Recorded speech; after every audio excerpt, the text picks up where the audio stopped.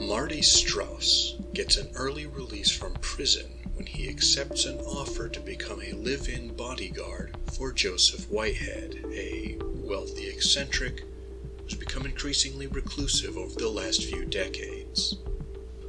Whitehead's large English estate is akin to a fortified compound, and the old man expects assassins to target him and his daughter Caris.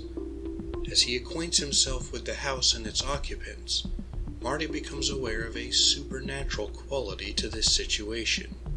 Caris seems to have uncanny, if not telepathic, abilities, and Whitehead knows more than he's letting on about these threats on his life.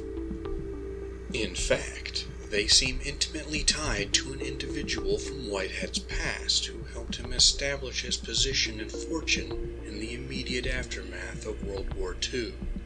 This person, Mamoulian, not only possesses occult abilities, but also forcibly recruited other strange allies to his cause.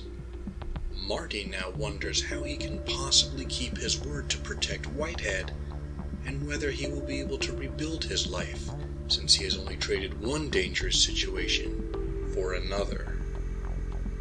Horror Mayhem is a reading event in May, and this year is dedicated to Decades of Dread, examining horror fiction from different decades.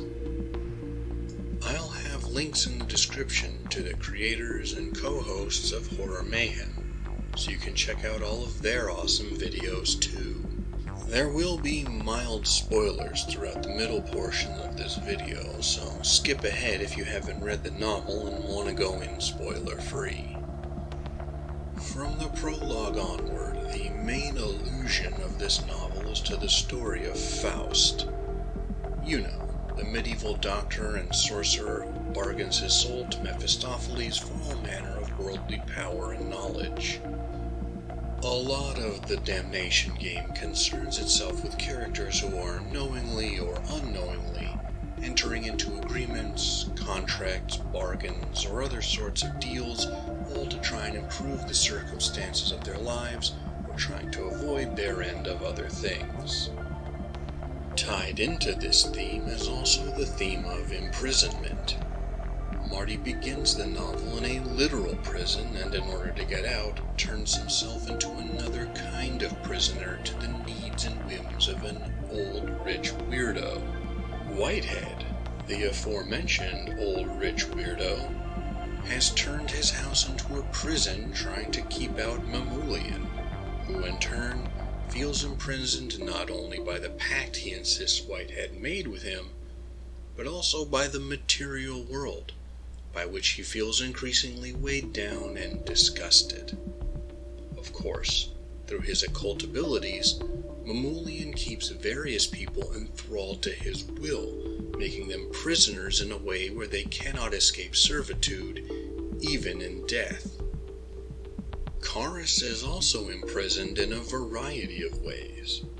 In her father's home, by her psychic abilities that can cause pain and discomfort to others, by her heroin addiction, and not dissimilar to Mamoulian, by a sense that physical reality constrains her in ways she cannot quite explain.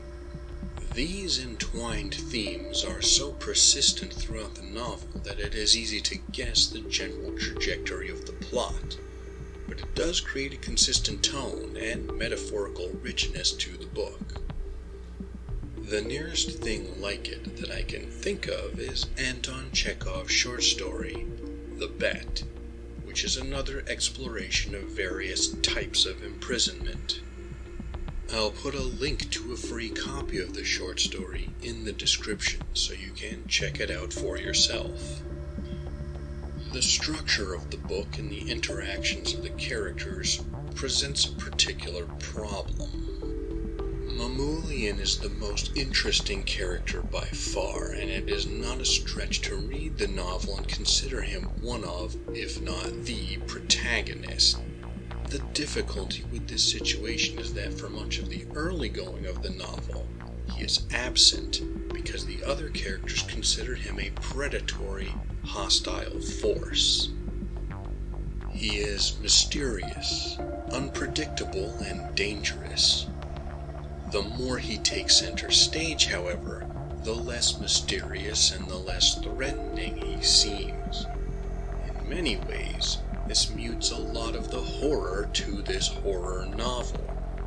There is still plenty that is tense, violent, and sometimes disturbing, but after a certain point, I wasn't afraid of Mamoulian, so it was difficult to buy into the fear that other characters had of him. At a more technical level, there is a bit of a pacing problem with the Damnation Game. There are scenes, whole chapters, and secondary characters that don't add much of substance to the novel. There are 50 to 100 pages that could have been cut without losing anything.